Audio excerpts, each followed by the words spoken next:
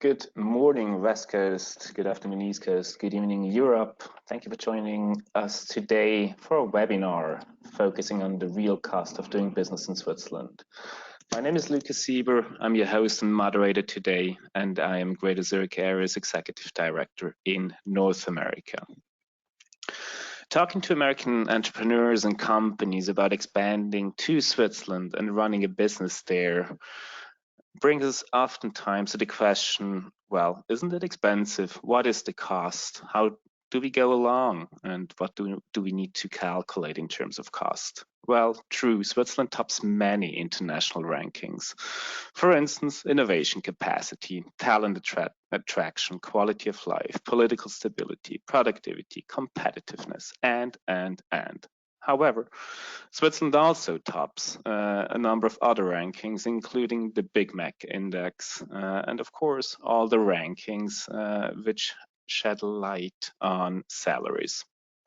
So Switzerland clearly is not known as a country with a reputation for being cheap, and still a number of international companies choose Switzerland as a base for their European and EMEA operations. Let me just give you a small selection. Looking at the Greater Zurich area, here we have Solothurn, we have Biogen, we have Stryker, we have J&J. If we go for the north, we have Schaffhausen, we have Medtronic, Pharmacyclics, Silac Johnson. In Zurich, we have IBM Research, Google, Sonova, Zimmer, and. In Zug, we have Siemens, Glencore, J&J. In Schweiz, we have Estée Lauder, Octa Pharma, Man Investment. In Uri, we have Detweiler, Andermatt, Swiss Alps. In Glarus, we have a helicopter manufacturer.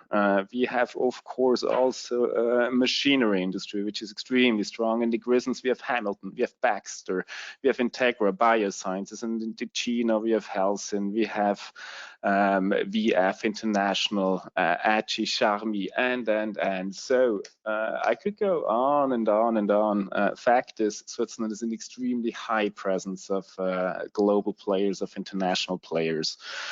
And Switzerland and particularly the Zurich region attract a high number of those companies now and in the future. And you know what? They seem to like it. Only a few months ago, Eric Schmidt, former executive chairman of Alphabet, said, well, investing in Zurich was probably the best decision we've ever made. Google is celebrating 15 years in Zurich and is currently at roughly 4,000 employees. Today's webinar will shed light on some of the reasons why companies love to do business and research in Switzerland, and we will discuss the cost of doing business from a number of different angles. But let me first briefly introduce you to our region and organization. The Greater Zurich area is pretty much in the middle of Europe. It is home to countless Fortune 500 companies, as well as the largest R&D facilities by leading players, including Google, Facebook, Oracle, IBM, and many others. The airport, which connects us all, is one of the leading airports in Europe and brings you to countless destinations in Europe as well as outside of Europe. There's direct flights from Zurich to New York, several to New York on a daily basis, daily flights to San Fran, LA, Boston, and. The organization Greater Zurich Area is a public-private partnership. On the public side, we work directly with the governments of 9 Swiss states, and on the private side, we work with roughly 30 companies as well as 4 key universities, including ETH Zurich and University of Zurich. What we do is quite simple. We help international companies with their European evaluation and transition into Switzerland, and usually we do that through introductions, consulting. We help companies with R&D, incentive programs, site tours, staffing, information on tax, information on government context, and you know what? It's free of charge. To our webinar, typically we focus on pertinent issues that US companies might focus on when expanding into Europe. Today's topic, as mentioned, is the real cost of doing business in Switzerland. And I have the pleasure to have 3 experts with us today. We will have Pascal Bühler and Stefan Zwicky from PwC, both based here in New York, as well as Brandon Cohen from Toolbox Switzerland AG. Here are some background information on today's speakers. Let me start with Pascal. Pascal is a Swiss PwC partner currently on secondment in the New York City office. Pascal has more than 18 years experience in international tax consulting and planning for Swiss and foreign multinational groups as well as private equity funds. Pascal has worked with a number of multinational groups in a variety of industries, including consultancy work in areas such as cross-border acquisitions, reorganizations, mergers, value chain transformations, implementation of tax-efficient structures, finance and IP planning, as well as other general corporate tax and legal matters. Together with Stefan, also from PwC, we have Stefan Zwicky. Stefan has 7 years of experience in the Swiss and international tax world and has been advising multinational corporations across a variety of industry sectors, including trading, oil, gas, services, energy, industrial goods, chemical, technology, and media. And he advises them on a variety of international and Swiss tax matters. Stefan mainly worked on US multinationals investing into Switzerland, as well as Swiss corporates of all sizes investing and expanding into the US and overseas. His focus is in particular on international tax structuring, cross-border planning, financing, and debt structuring. Before we go into the webinar, I also would like to introduce you the third speaker who will follow after Pascal and Stefan, and this is a great pleasure to then have with us Brandon Cohen. Brandon, for 20 plus years, is helping high growth, high tech companies to scale. Brandon is an American who came to Zurich on a 2-year assignment with Google in 2007 and has never left ever since. He held multiple staffing leadership roles for Google for over 11 years in the New York City, as well as the Zurich office, focusing on technical talent acquisition. And he was the VP of People at an internal tech startup for Sheepstead Media Group, and is co-founder of Toolbox for HR Switzerland AG, a boutique consultancy for helping high and tech companies to scale their business processes and organizations across Europe. In a few seconds, Pascal and Stefan are going to start. They will cover a range of topics, including location attractiveness, taxation, labor-related costs, and office space. After Stefan and Pascal, Brandon will talk about his very own experiences as an employee as well as an entrepreneur in Zurich.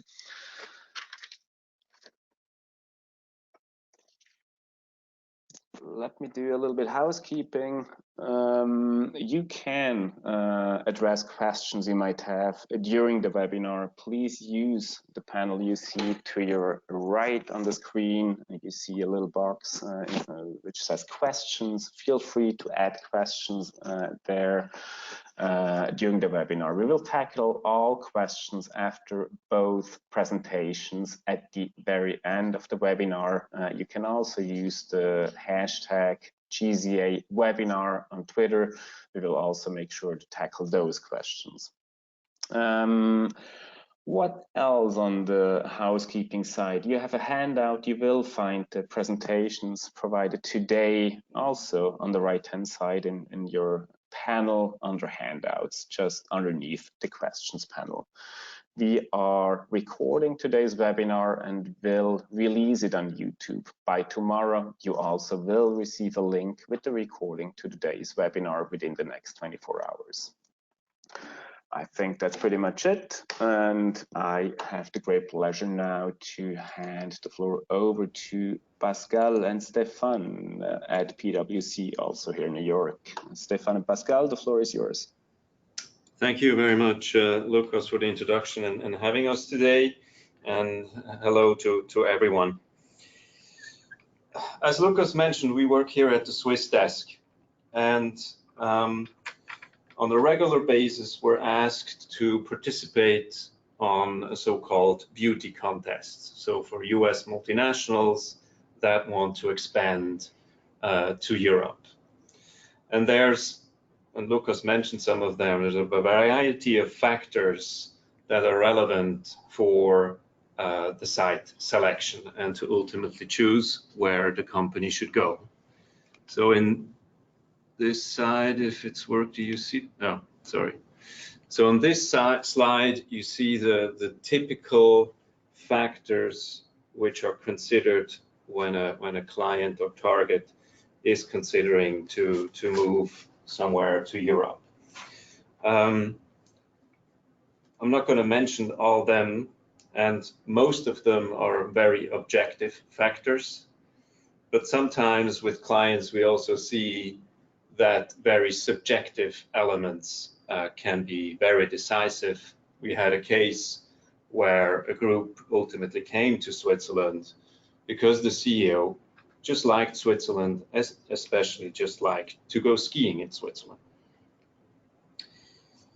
All those different elements which are mentioned here on the slides, they ultimately have an impact, either direct or indirectly, on the cost of a company. The measurement, however, of those costs in practice is quite challenging, especially if you want to consider all those elements and what are the cost impacts of those. So sometimes it's even impossible, to give a figure behind a specific topic. On the other hand, there are some items which are clearly measurable and can be modeled out in case of a site selection. So for our presentation, this was now a bit the big picture in that sense, but for our presentation, as Lucas also mentioned, we will focus more a bit on the measurable, let's say, items, being tax and labor costs mainly. As a first item, I need to change the slide. As a first item, I don't know if you hear the speakerphone in the background, but we're just getting a warning message that there's maybe a fire in the building, but let's see what happens. So far it's still quiet. So sorry for that short point. So today we live in a challenging environment, especially internationally from a tax perspective. There are many challenges around tax law changes. So we have, on the one hand side, the US tax reform, we have BEPS, we have BEPS 2.0, the EU is changing rules with ATAD, we have the UK with the Brexit. So there's a lot of uncertainty around, let's say, the globe. On the other hand side, Switzerland recently passed its Swiss tax reform, and this is obviously coming from Switzerland great news, because now Switzerland, in this rather uncertain global environment, provides stability, reliability, and predictability, and that is a key item for our clients. They appreciate a lot having certainty or to know what they will get if they move to a certain jurisdiction. What we also see in that context here in the US, and talking to our colleagues from other EU jurisdictions, a lot of clients are reviewing their structures, are reviewing their footprint in a certain jurisdiction, and are working on right-sizing the functions and substance they have in a jurisdiction.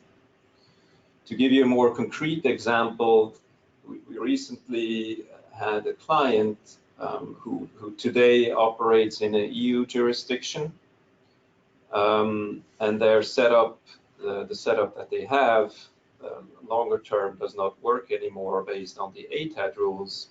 So that client was considering either to move everything back to the US, which would mean to move back the IP as well as roughly 50 employees, or to potentially move to Switzerland.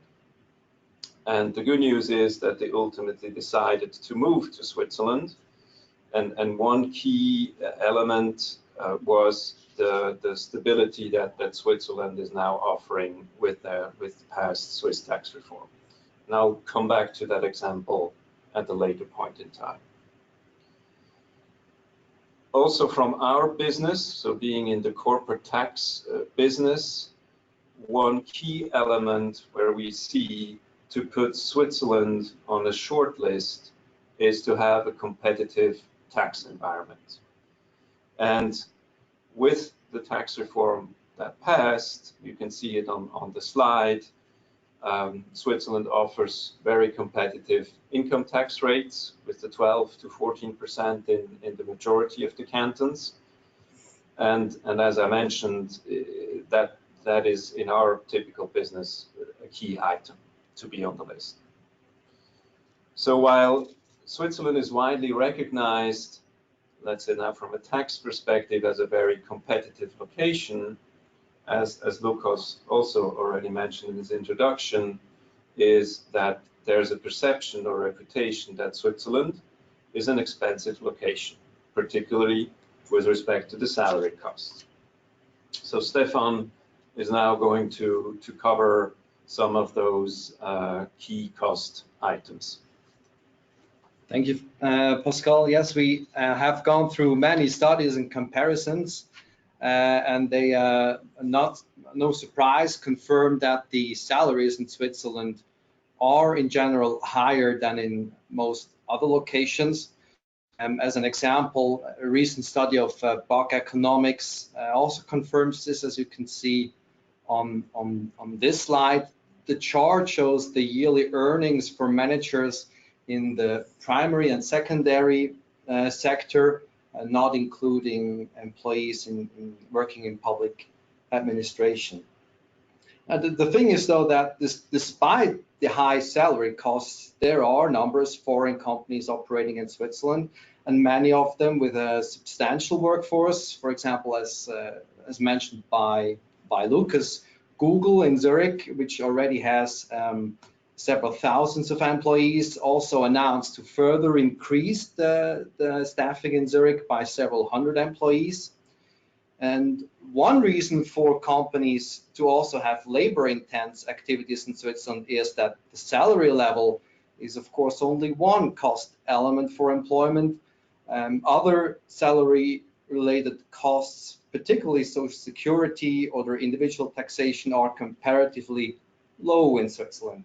So taking into account the total employer expenditure, the gap between Switzerland and many other countries becomes smaller, as you can see on the next slide.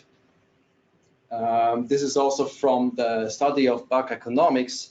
The indicator here reveals how much a local employer must spend in order to be able to provide a married employee with 2 children with a disposable income of 200,000 euros. So an income after taxes for a rather higher management.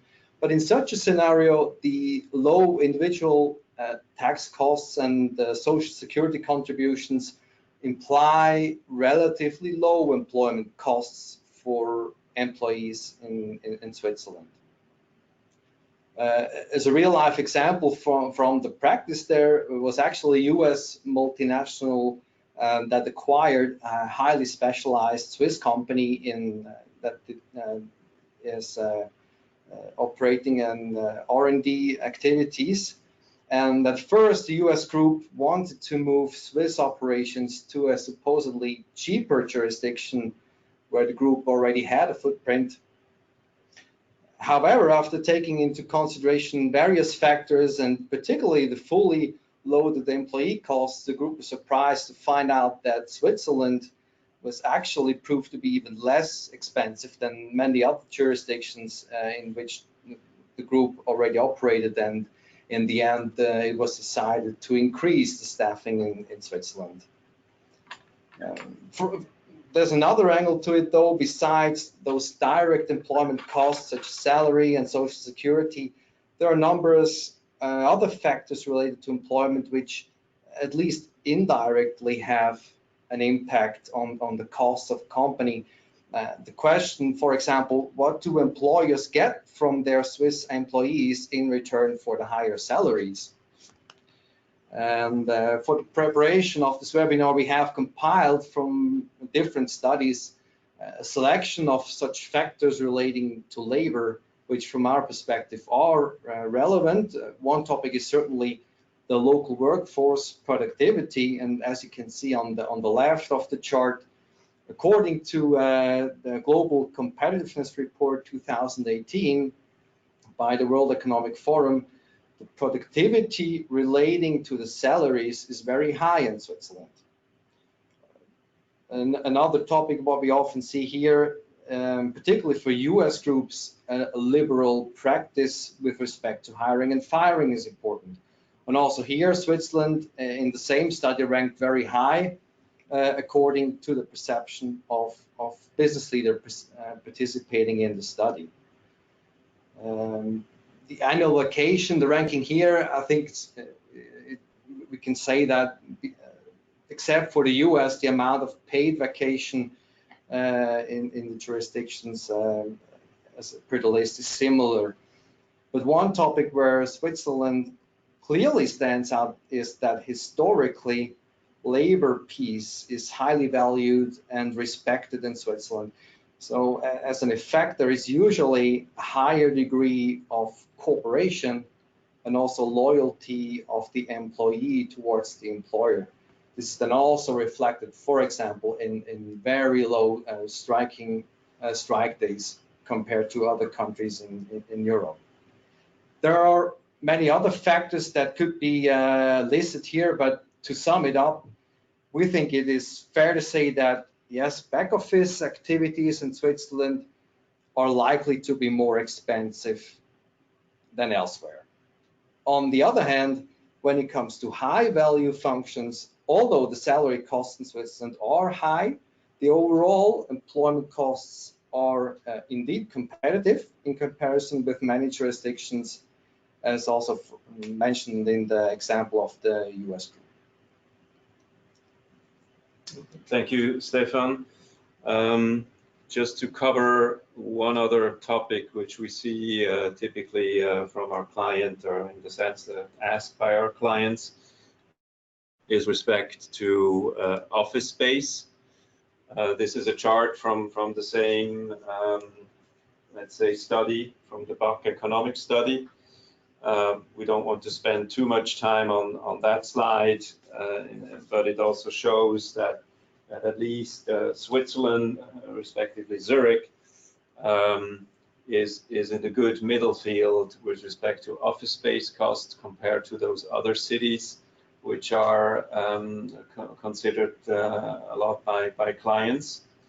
And what we principally want to close with our part of the presentation is that the client I mentioned before, who will move operations from an EU jurisdiction to Switzerland, we bluntly asked the question, well, I mean, the costs of doing business in Switzerland, how important or how decisive were they? I mean, we know the answer, they were not, but the client principally said that the costs of the employee, or the costs in general in Switzerland, were not the decisive element ultimately, but rather the fact for their high-tech business to be able to attract key specialists, either being already in Switzerland, but also to sufficiently motivate their employees to relocate from this EU jurisdiction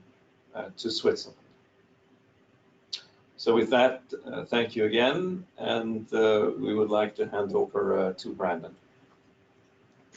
Thank you, Stefan. Thank you, Pascal, for your presentation and insights. Should you have questions for Pascal and Stefan, please don't hesitate and add them to the questions panel. We'll tackle them after Brandon's presentation. So this gives me now the pleasure to hand over to Brandon. Brandon, the floor is yours.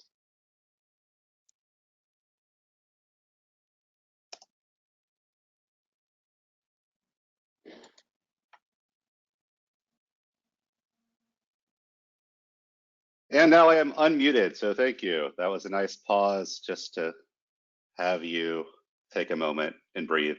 And I think it was a great segue as well to my presentation. So thank you for that. So I don't want to spend very much time on myself, but to set the context and the framework, we could actually talk a little bit more about talent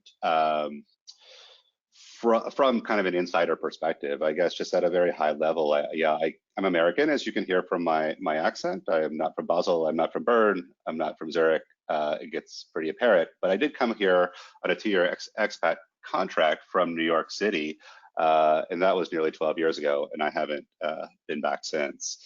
So I've spent a lot of this time growing companies, and I started my own company, and that mission is also to help other companies grow. So I've kind of been really digging into this area for myself personally and on the business side as well for a while now in Switzerland and throughout Europe, Middle East, and Africa as well.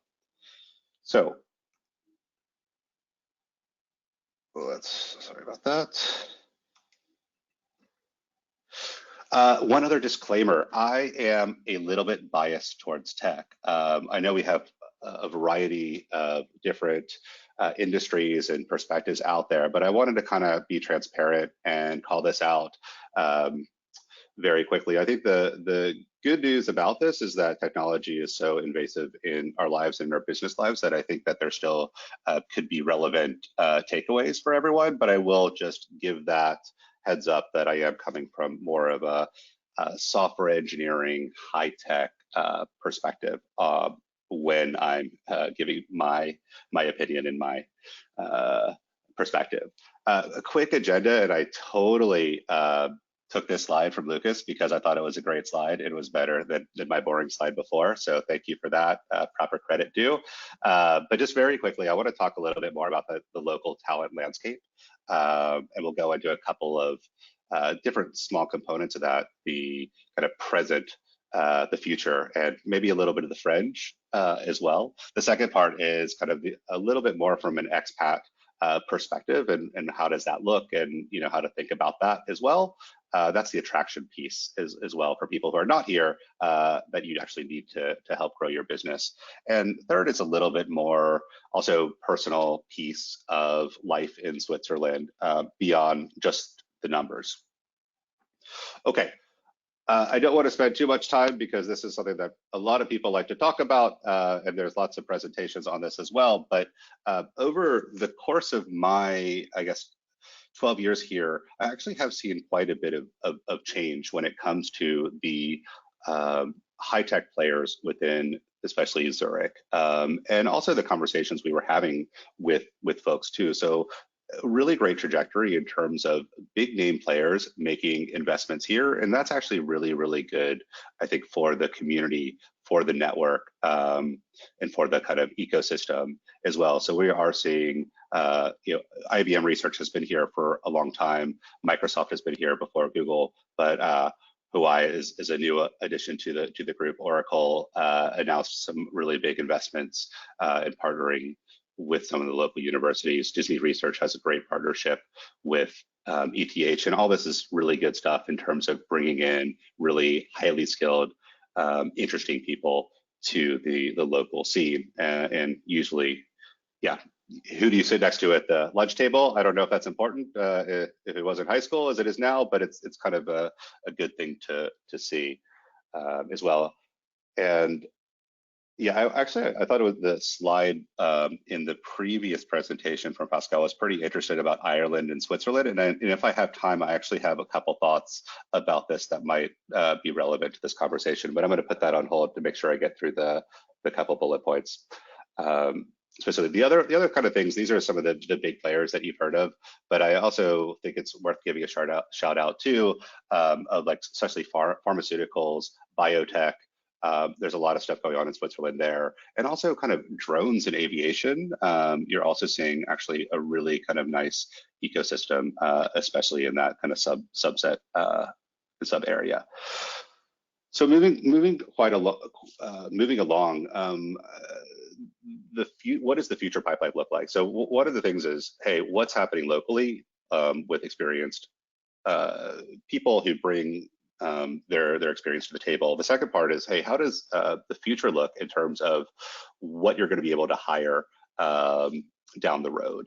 And this is just one of many studies. So there's a lot of studies out there, but the ETH in Zurich really is getting high marks across the board, and you can just kind of see the company that it's in. And not only do you see these folks, but it's really one of the consistently in the top of all of Europe and the non-English speaking countries. So take the US and the UK out of it, really kind of setting itself apart, especially on the technical subjects, because it is a technical university.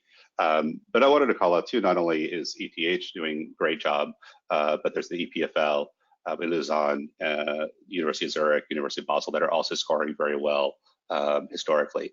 But to also get to a little bit more of a personal thing beyond just, hey, what value is it to show me a study that someone did or a rankings that might be out there? My experience with ETH has actually changed quite a bit over the course of the last 12 years or so. And I think they've done a really great job in a couple of different areas that is a little bit off the radar, if that makes sense. And I'll share those with you today as well. So thanks for listening. Number one, I think that they have done a great job recruiting talent. And I don't just mean from Switzerland, but they've made a conscientious effort to really go out in other places in Europe, especially Central Europe and Eastern Europe, get top students, recruit them to their master's program, and then a lot of times continue into PhD programs as well. And so the value of that is that you're getting folks that might not have gotten some of this education before, getting it now, and are also local, so they're much easier to hire into your company right now. I'm just seeing just really top-notch talent coming back from mathematical backgrounds. That wasn't necessarily the case a while ago. So really kudos to the ETH for going out there and really finding great folks. The other thing that I've seen, I think has also happened because of some of these partnerships that they've had, as I mentioned before, with Disney, with Oracle, with Google, with Microsoft, the number of these companies actually has changed the way that they've thought about students exiting the ETH, because I think honestly there used to be a little bit of academic arrogance, to be frank, on some of it, where it's like, hey, we're at the ETH, we want to be theoretical here. It's below us to actually be hands-on in the code. Oh, someone can learn how to actually build stuff other places or have experience other places. And I think that was very much more the, not necessarily spoken, but the unspoken truth in the matter. And we saw that recruiting at Google, where relatively speaking, some of the ETH students weren't getting through our interview process as much as we'd like, not because they weren't super smart or didn't have great theoretical background, which is partly what we were looking for, but that applied sense, especially to more industrial focused companies, wasn't there as consistently as it was from its peers. However, once again, the last 10 years, we are seeing a change in that, and the ETH is producing students that are ready to work at a much higher rate than I saw them before. So good news, I think there, and the future is also looking bright. So that partnership with industry is really great. I also want to take a moment to talk about, is this like maybe fringe stuff, maybe future? I don't know exactly where each one of you are in your company's thought process about blockchain and cryptocurrencies and things like that. But this also gets a little bit of hype these days. I think actually in a very interesting way. You kind of hear of Switzerland having a crypto valley, which is basically Zug and Zurich. It's kind of like the Bay Area or Silicon Valley, South Bay and San Francisco, but it's closer. So it's about 25 minutes, really easy direct train, and you do not have to deal with the 101. So a little bit different game there. But this is something that is still very early. I like to say it's about probably 1994 if you were comparing it to the internet. Evolution, revolution, whatnot. So there's still a lot of stuff to do, but like what you're finding is actually a really forward-thinking environment here you have 750 companies that are already registered, blockchain related, cryptocurrency related, and the technology, the protocols, and everything is not quite ready yet for consumption and scalability. You can't go to Starbucks or and buy a latte with your Bitcoin or any other cryptocurrency. It's just not there yet unless you want to wait 2.5 hours, but no one wants to do that. It doesn't make sense right now. But looking forward, you could see this having a decentralized world and the possibilities that that decentralization provide is probably pretty interesting, and you might be looking at some point. So my quick point about this is that this is another kind of X factor as well when thinking about, hey, what does talent look like in the future, 5, 10, 20 years down the road, being able to have some of the pioneers in this space in order to hire them for your companies as well. And just one quick note as a case study about Definity, who happens also to be one of my clients, and I'm actually sitting in their office right now, is that that's one of the reasons why they're there. Not only is this a kind of regulatory in a very open way for the authorities and being really thoughtful about how to think about cryptocurrencies and blockchain stuff in general, because it is new and it's different.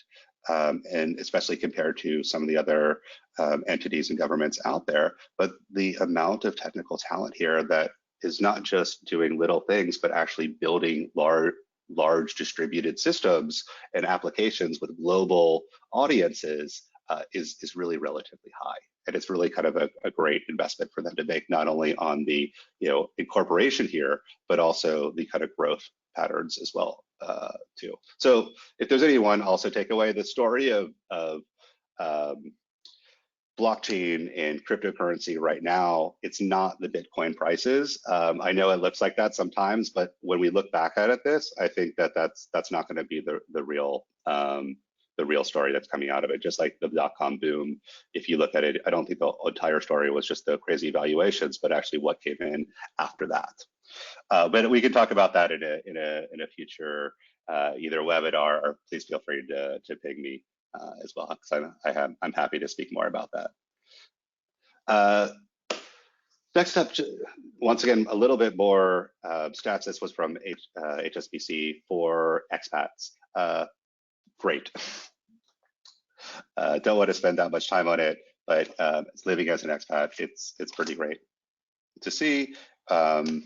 I'll go into a couple of different more reasons in just a second, but there's numerous studies with objective criteria, at least, that kind of consistently put Switzerland up high. Usually that has to do with higher salaries in general from an individual perspective, and lower taxes, to be quite frank, for a lot of folks. And I also have the caveat for non-Americans, because the US, we have the privilege, having the US passport, of paying taxes in global income, unlike most of the other rest of the world, especially Europeans. A couple of other kind of quick points, like favorable employment laws for companies, I think especially compared to other places in Europe, that includes hiring, includes firing, includes probationary periods. I would say also the kind of employment at will concept is a little that we have in the US is kind of scary over here. The idea that you can quote unquote like almost like be fired at any time and not have any security in Europe in general is kind of weird. And you have extremes as well, where it might be 3-month notice periods, it might be 6 months notice periods. Here it's usually standard about 1 or 2 months, depending on your level, starting at the end of the next month, or the beginning of the next month, excuse me. But hiring laws, everything like that, is actually pretty favorable and really good, I think, and fair. But there is a little bit of balance there too, and I think that's also what we saw from some of the numbers in the previous conversation as well. I wanted to talk about like really quick like visas too, because I think this is an important part.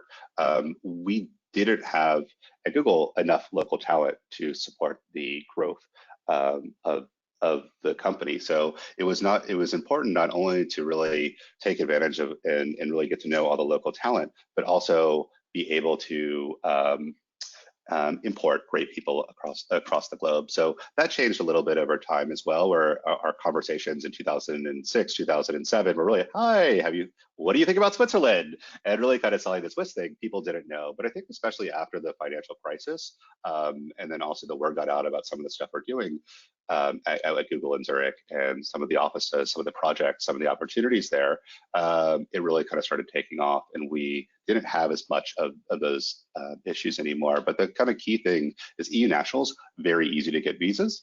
And I think from non-EU folks, if you're making over a certain amount of money and you have the right education, so basically highly skilled, it's relatively easy because you can show that there's not enough local people.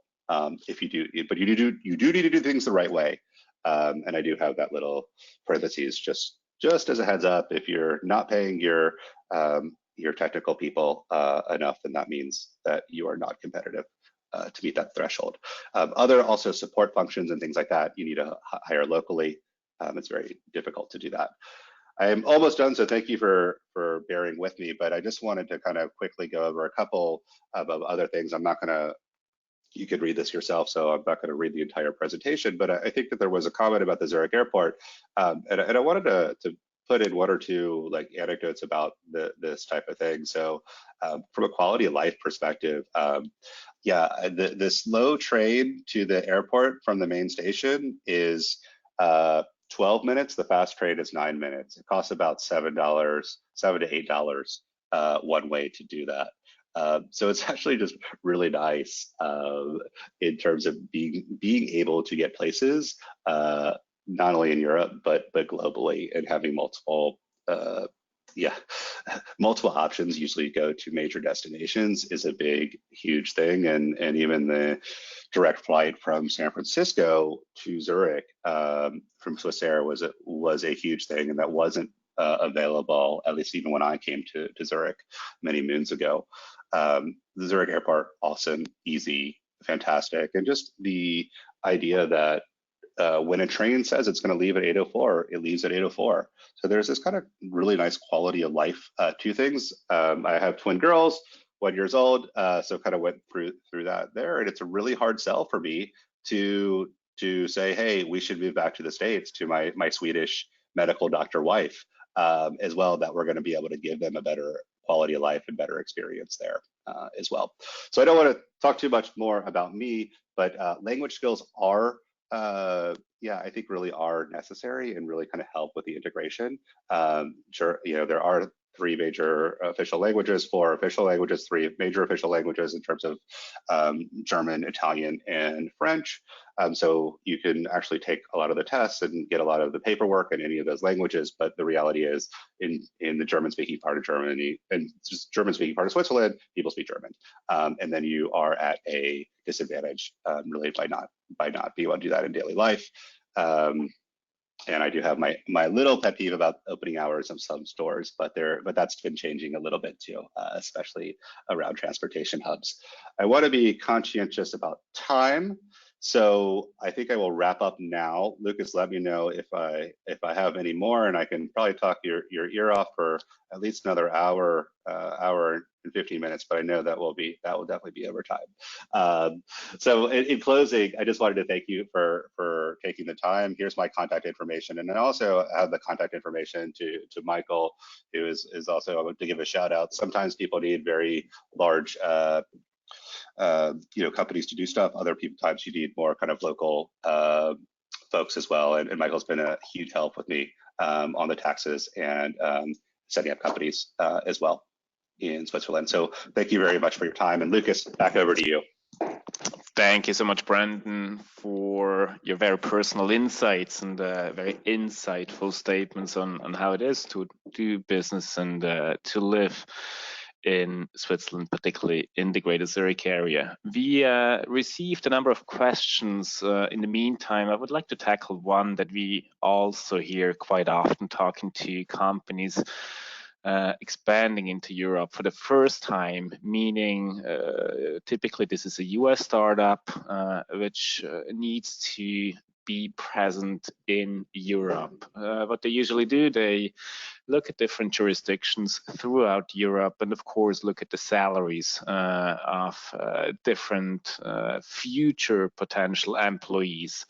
What's stunning, I think, is that senior employees earn about the same, whether this is in Zurich or London, New York, Dublin, Berlin. At a certain experience level, I think salaries start to merge. However, where we see issues, or what's usually leading to confusion, is starting salaries, young managers, or just people off the universities. Salaries for younger employees are quite a bit higher in Switzerland than, let's say, in Ireland or the Netherlands. The question is open for all, Pascal, Stefan, as well as Brandon. How do you typically contrast the higher starting salaries in Switzerland versus other jurisdictions in Europe?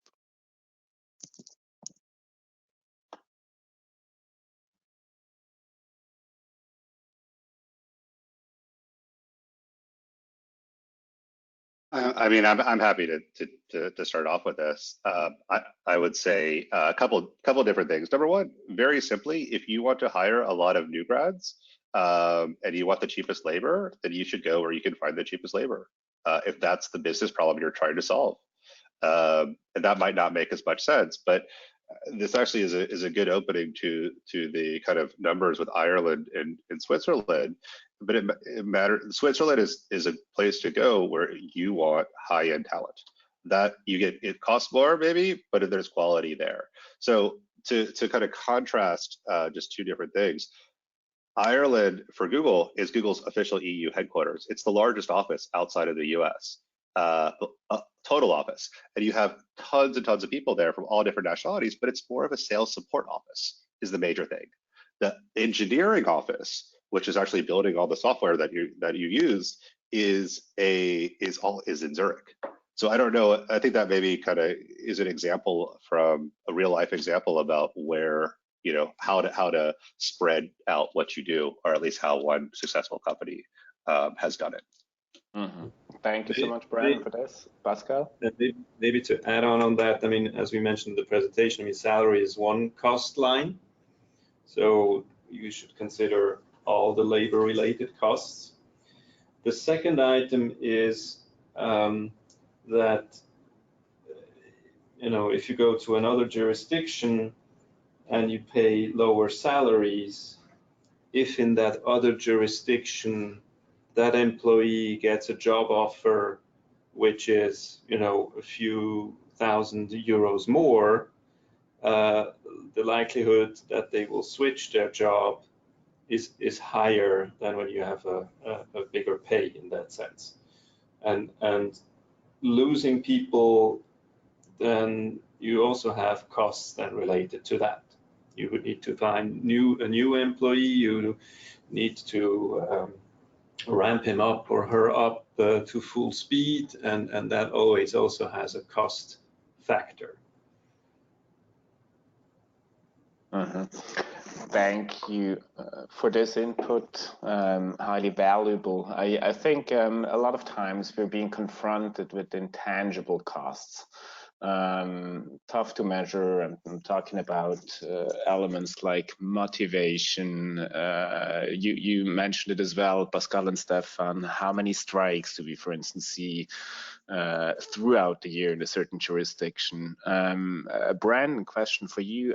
Did you measure intangible costs at Google and in your current functions? And if yes, how do you go along and explain to your management that an employee might cost more? However, in terms of motivation, in terms of loyalty, you might get more out of him or her in Switzerland than elsewhere. Did you do such a thing at Google and other jobs you had?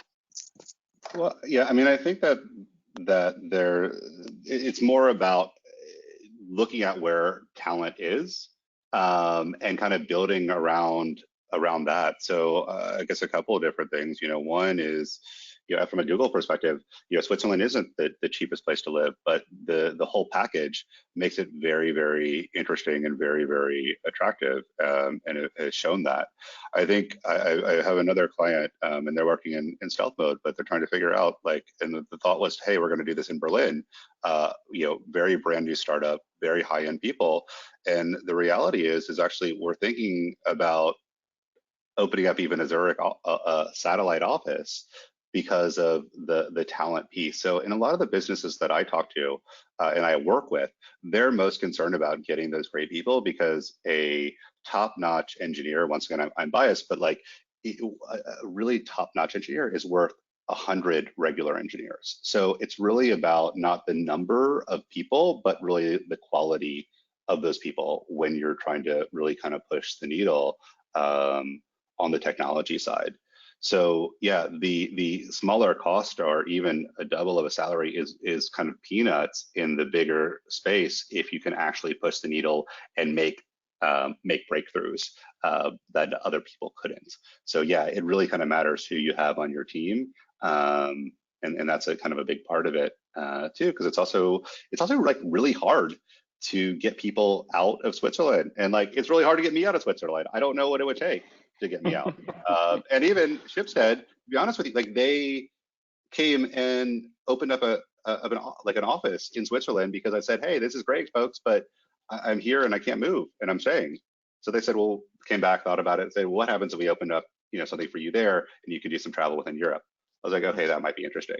So I don't. That's also a very personal anecdote, I guess, as well. Mm-hmm. Thank you for sharing it. That's to add to that,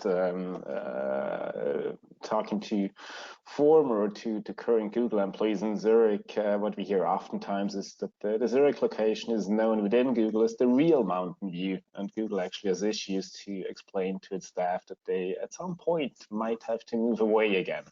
So it has become a real attraction to be based in Zurich and to do work for Google. That's certainly something we love to hear.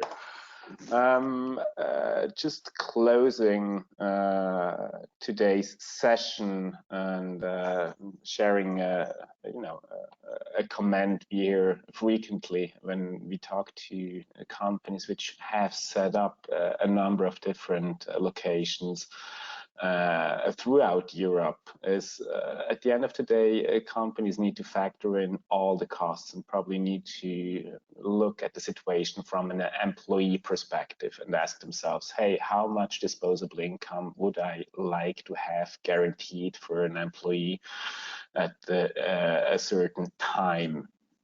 And factoring into that is certainly not only the corporate tax, but of course also the individual taxation, which is in Switzerland extremely competitive, and of course also the social contributions, which is about a quarter of the rest of Europe, and other elements such as labor laws and costs that come up. Hiring as well as firing staff are in Switzerland, of course, substantially lower. So all in all, it's certainly about the bigger picture and not only focusing on one number on a spreadsheet. We basically ask all the companies over here to do the same thing, which is have a look at the big picture. We hope we were able to convey the bigger picture to you today. I would like to thank Stefan and Pascal at PwC. I would like to thank Brandon in Zurich, Switzerland, for your great insights and sharing your personal experiences in the space. And we look forward to working with you in the future. Thank you to all participants and listeners today. Should you have questions for Pascal, Stefan, and Brandon, please feel free to drop them a line directly, send us the questions, contact us through email and social media.